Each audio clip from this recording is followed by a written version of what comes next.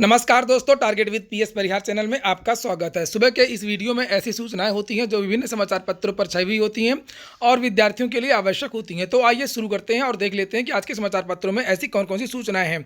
तो वीडियो को जल्दी से लाइक कर दें, शेयर कर दें। जिन छात्रों ने चैनल को सब्सक्राइब ना किया हो तो जल्दी से सब्सक्राइब कर लें ताकि आप लोगों को भी इसी तरीके की ऑथेंटिक अपडेट्स मिलती रहें। आगे बढ़ने से पहले एक और जरूरी सूचना, जो विद्यार्थी एडेड जूनियर हाई स्कूल भर्ती की तैयारी कर रहे हैं उनके लिए मार्केट में एक अच्छी पुस्तक आ गई है। सभी ऑफलाइन बुक इंस्टॉल जितनी भी हैं सभी में मिल जाएगी। चक्षु प्रकाशन याद रखिएगा। और इसमें जो एडेड जूनियर हाई स्कूल की भर्ती है उसमें जो अनिवार्य पेपर है सामान्य अध्ययन का, जिसमें करंट अफेयर, समसामयिक घटनाएं, सामान्य ज्ञान, तार्किक ज्ञान आदि आना है, उसके लिए काफ़ी अच्छी पुस्तक है। इसको आप लोग जरूर देख लें।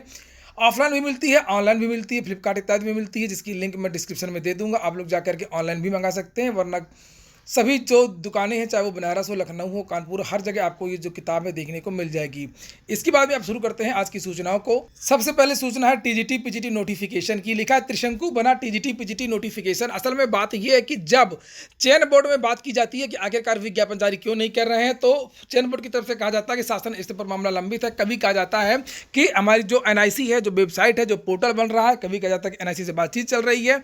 और जब शासन पर बात की जाती है, अभी प्रतियोगी छात्र मोर्चा के जो सदस्य लखनऊ गए थे, उन्होंने उप मुख्यमंत्री से बात की थी, तो deputy CM doctor Dinesh Sharma ने ये बताया था कि पूरा का पूरा जो अधिकार है वो चयन बोर्ड को दे दिया गया है। चयन बोर्ड जब चाहे तब नोटिफिकेशन निकाल सकता है। इसमें शासन की तरफ से जो भी मामले थे वो समाप्त किए जा चुके हैं। शासन का इसमें कोई भी हस्तक्षेप नहीं है। इसी के बीच में युवा मंच का एक बयान जारी हुआ है। यहाँ पर देखिए, लिखा प्रेस विज्ञप्ति जारी हुई है। लेखपाल भर्ती के पारदर्शिता के दावे संबंधी वीडियो के सरकार के ऑफिशियल ट्विटर हैंडल से प्रचार पर युवाओं ने सरकार पर साधा निशाना। फजीहत होने के बाद में ट्विटर किया गया डिलीट। टीजीटी पीजीटी विज्ञापन त्रिशंकु की तरह अधर में लटका, जिम्मेदार कौन? शासन की चयन बोर्ड। अनिल सिंह ने कहा है, योगी सरकार के कार्यकाल में लेखपाल भर्ती के पारदर्शी होने के दावे के साथ एक वीडियो के सरकार के ऑफिशियल ट्विटर हैंडल से ट्वीट करने के बाद में विवाद खड़ा हो गया। दरअसल पिछली सरकार में लेखपाल भर्ती 2015 में विज्ञापन हुई थी, जिसे 2016 में पूरा कर लिया गया था। इसके बाद में कोई भी भर्ती ना तो पिछली सरकार की लंबित थी और ना ही योगी सरकार द्वारा लेखपाल भर्ती का विज्ञापन जारी किया गया। वीडियो को वायरल होने और युवाओं द्वारा गंभीर सवाल खड़ा करने की सरकार की हुई फजीहत के बाद में ट्वीट को डिलीट करना पड़ा। इसके बारे में मैंने भी एक वीडियो बनाया था 2 दिन पहले, जिसमें आप लोगों को बताया था कि लेखपाल भर्ती के बारे में एक जो वीडियो है वो ट्वीट किया गया मुख्यमंत्री की तरफ से, जबकि लेखपाल की भर्ती आई ही नहीं है। विद्यार्थी आक्रोशित हो गए। आक्रोश इस बात का था कि सबसे ज़्यादा विद्यार्थियों को इंतजार है लेखपाल भर्ती का, और उसी के बारे में इस तरीके का ट्वीट, और वो भी गैर जिम्मेदाराना ट्वीट किया गया, और इसीलिए बहुत सारे वीडियोज़ बने। विद्यार्थियों ने तीखी प्रतिक्रिया की। और यहाँ पर लिखा है टीजीटी पीजीटी के बारे में कि मीडिया के हवाले से पता चला है कि डिप्टी सीएम ने छात्रों को बताया चयन बोर्ड अध्यक्ष को विज्ञापन निकालने और चयन प्रक्रिया के संबंध में निर्णय लेने के लिए अधिकृत कर दिया गया। जबकि चयन बोर्ड अध्यक्ष कभी बताते हैं कि मामला शासन में लटका है, तो कभी बताते हैं कि एनआईसी, तो कभी विधिक राय का हवाला देकर के विज्ञापन में देरी की वजह बताते हैं। अगर शासन ने आदेश विज्ञापन जारी करने का दे दिया है, तब आखिरकार क्यों 4 महीने से संशोधित विज्ञापन जारी नहीं किया जा सकता? इसका कोई जवाब योगी सरकार के पास नहीं है। यही हाल अधीनस्थ, यही हाल प्राथमिक शिक्षक भर्ती, यही हाल तकनीकी संवर्ग समेत अन्य विभागों का है। युवा मंच का कहना है कि सरकार के बहकावे में और चयन बोर्ड के बहकावे में छात्रों को नहीं आना, छात्रों को एकजुट रहना है और किसी तरीके से जो भर्ती है वो 31 जुलाई के पहले पूरी करवानी है। अब देखना यह कि आखिरकार टीजीटी पीजीटी का जो विज्ञापन है वो कब तक आता है। धरना प्रदर्शन के लिए अनुमति इलाहाबाद में दी नहीं जा रही है। हालांकि युवा मंच की तरफ से गुहार लगाई जा रही है। प्रधानमंत्री को पत्र भेजा गया है, राष्ट्रपति को भेजा गया है, राज्यपाल को भेजा गया है, लेकिन अभी तक धरना प्रदर्शन की अनुमति जो है वो नहीं दी गई है। और टीजीटी पीजीटी का जो विज्ञापन है वो भी जारी नहीं किया गया है। इसके बाद में जो अगली सूचना है वो एडेड जूनियर हाई स्कूल भर्ती की। इसके बारे में भी मैंने बहुत सारे वीडियोस बनाए हैं और आप लोगों को बताया कि एडेड जूनियर हाई स्कूलों में लगभग 4500 पदों पर यह भर्ती होनी थी, जिसमें मैनेजमेंट द्वारा बहुत सारे जो पद हैं वो रोक दिए गए हैं। सरकार ने एक टास्क फोर्स बनाई थी और फिर बाद में 1500 अध्यापकों के पदों की भर्ती आई, यानी कि प्रधानाचार्य को मिलाकर के लगभग 1800 पदों पर यह भर्ती हो रही है। उसी के बारे में यहाँ पर लिखा है, सहायता प्राप्त जूनियर हाई स्कूलों में प्रधानाध्यापक एवं सहायक अध्यापकों के 1894 पदों पर भर्ती की घोषणा के बाद विद्यालयों के प्रबंधक स्कूलों में पिछली तिथि से भर्ती कराने में लग गए हैं। सरकार की ओर से एडेड जूनियर हाई स्कूल के सचिव परीक्षा नियामक से भर्ती की तैयारी के बाद से ही प्रबंधक इस प्रयास में लगे हैं कि यह बैकडोर से शिक्षकों की भर्ती कर लें। प्रदेश के 3000 से अधिक एडेड जूनियर हाई स्कूलों ने अध्यापकों की भर्ती सूचना बेसिक शिक्षा विभाग को नहीं दी है। बेसिक शिक्षा विभाग की नियमावली में संशोधन के बाद में ये उम्मीद जगी थी कि जूनियर हाई स्कूलों में 4 से 5000 पदों पर भर्ती होगी, और विज्ञापन जारी किए जाने के बाद में प्रबंधक इस उम्मीद में थे कि चुनावी वर्ष में सरकार ने कहीं नियमों में ढील दी तो उन्हें अपने लोगों को भर्ती करने का मौका मिल जाएगा। प्रदेश में बड़ी संख्या में विद्यालय अनुदान की सूची में शामिल हैं। विद्यालय प्रबंधन इस कोशिश में है कि माध्यमिक विद्यालयों की तरह वह भी बैकडोर से अपने लोगों को विद्यालयों में रखने में सफल हो गए तो उन्हें मोटी कमाई होगी। पता चला कि विद्यालयों के प्रबंधक बैकडोर से शिक्षकों को विद्यालयों में रखने के लिए 15 से 20 लाख रुपए का सौदा भी कर रहे हैं। अगली सूचना है यूपी टीईटी की और डीएलएड की। टीईटी और डीएलएड में अभी तक कोई निर्णय लिया नहीं गया है। यहाँ पर लिखा हुआ है कि राज्य शिक्षक पात्रता परीक्षा यानी कि टीईटी 2020 और diploma in elementary education DElEd 2020 कराने पर बेसिक शिक्षा विभाग कोई निर्णय नहीं कर सका है। परीक्षा नियामक प्राधिकारी की ओर से 2020 की लंबित दोनों परीक्षाएं कराने का प्रस्ताव शासन को भेजा गया है। टीईटी की परीक्षा हर साल कराई जाती है। परीक्षा नियामक प्राधिकारी सचिव अनिल भूषण चतुर्वेदी ने टीईटी 2020 कराने का प्रस्ताव शासन को भेजा था। वहीं प्राधिकारी की ओर से डीएलएड 2020 कराने का भी प्रस्ताव शासन को भेजा गया है। लाखों अभ्यर्थियों को दोनों प्रमुख परीक्षाओं के आयोजन का इंतजार है। उधर लखनऊ विश्वविद्यालय की ओर से कोरोना काल में लगातार दूसरे वर्ष बीएड प्रवेश परीक्षा का आयोजन कराया जा रहा है। उधर जानकारों का मानना है कि अप्रैल में पंचायत चुनाव के कारण अब मई में ही टीईटी 2020 और डीएलएड 2020 परीक्षा कराई जा सकेगी। चतुर्वेदी ने बताया कि शासन से मंजूरी मिलने के बाद ही परीक्षा का कार्यक्रम घोषित हो सकेगा। मई में इतनी जल्दी कहां से हो पाएगा। असल में शासन की यह सोच है कि चुनावों के कुछ दिन पहले ही टीईटी, डीएलएड, पीईटी जो भी चीज़ें हैं वो विधानसभा चुनाव के पहले यानी अभी कुछ भी नहीं करना है। इनको चुनाव के समय में ही नियुक्ति पत्र बांटने, फोटो खिंचवाने हैं, चुनाव के समय में ही विद्यार्थियों से आवेदन लेने हैं ताकि विद्यार्थी जो है अपनी पढ़ाई में लग जाएं और जो पुरानी बातें हैं 4 साल 5 साल की वो भूल जाएं और सारी भर्तियाँ वो फंसी रहें। इसीलिए पीईटी को लटका करके रखा गया, इसीलिए टीईटी को लटका करके रखा गया, इसीलिए डीएलएड को लटका करके रखा गया। इसीलिए जितनी भर्तियां हैं उत्तर प्रदेश की वो अब 3-4 महीने बाद यानी चुनाव तक खींचने की हैं और इसीलिए शायद टीजीटी पीजीटी का जो विज्ञापन है वो अभी तक जारी नहीं किया गया। अगली सूचना है नई प्राथमिक शिक्षक भर्ती के लिए आज ट्विटर अभियान होना है और बहरहाल देखो धरना प्रदर्शन की अनुमति तो मिल नहीं रही है। जो आप लोग कर सकते हैं कम से कम वही करें बैठ के।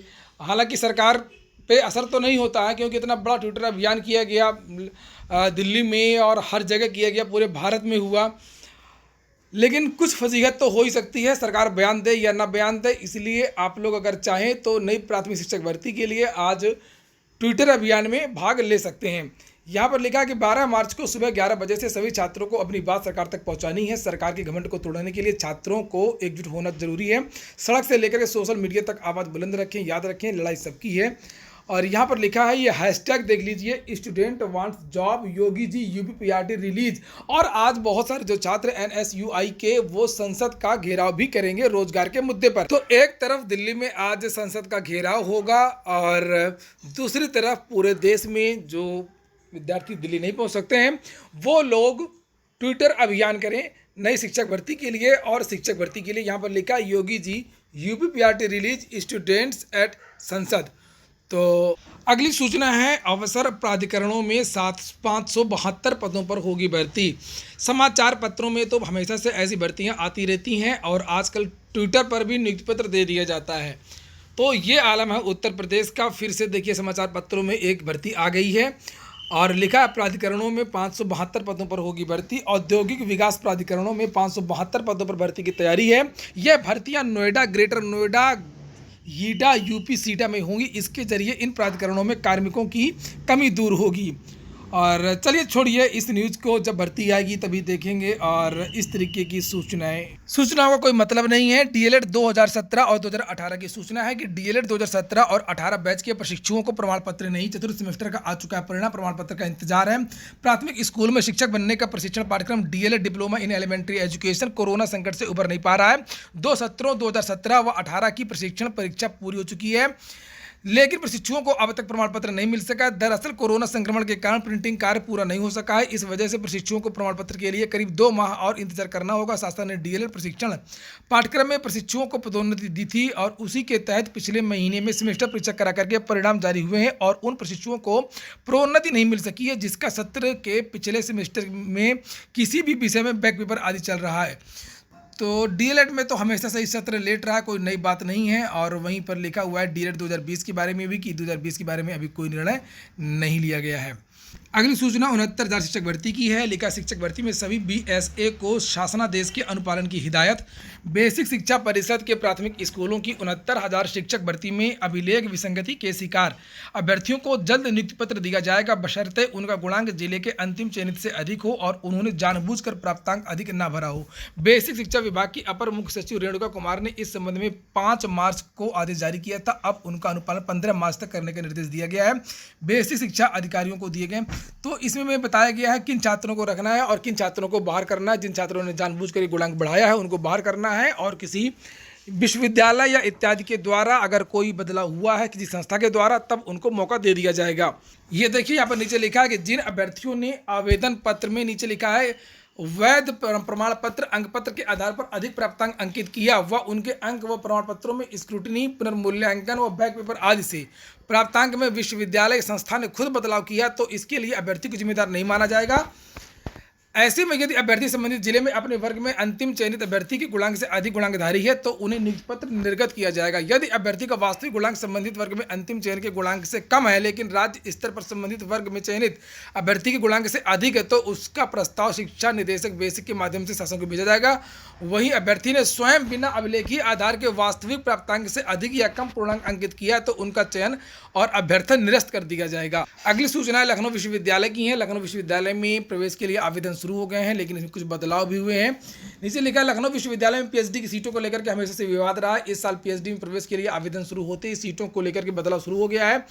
अचानक PhD और पार्ट टाइम PhD की 16 सीटें बढ़ा दी गई हैं। इसे लेकर के फिर चर्चाओं का जो बाजार है वो गर्म है। विश्वविद्यालय में अभी सत्र 2020-21 की PhD प्रवेश प्रक्रिया पूरी नहीं हो पाई थी और इसे नए सत्र 2021-22 की प्रवेश प्रक्रिया के साथ में पूरा करने की कवायद शुरू हो गई है, लेकिन काफ़ी कवायद के बाद भी समय से विभागों में पूरी जानकारी नहीं मिली और प्रवेश आवेदन की तिथि आ गई।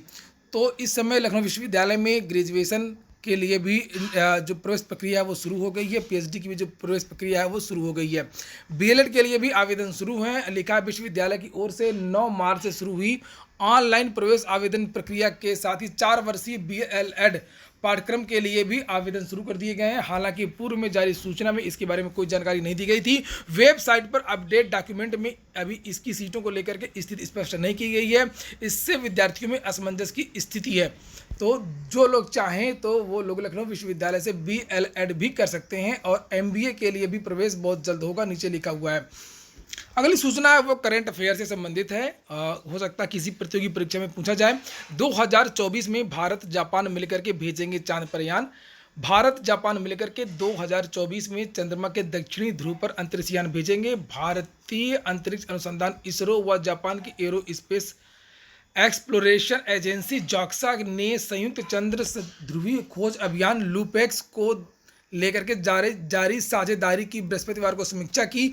इसरो प्रमुख के सिवन और जॉक्सा के अध्यक्ष हिरोशी यामाकावा के बीच ऑनलाइन बैठक में उपग्रह डाटा का इस्तेमाल करके धान के फसल क्षेत्र और वायु गुणवत्ता निगरानी संबंधी गतिविधियों के लिए समझौते पर हस्ताक्षर हुए। तो ये पूछा जा सकता है कि भारत किसके साथ में मिलकर के चांद पर अभियान भेजेगा, या ये पूछा जा सकता है कि भारत और जापान मिलकर के किस सन में अभियान भेजेंगे।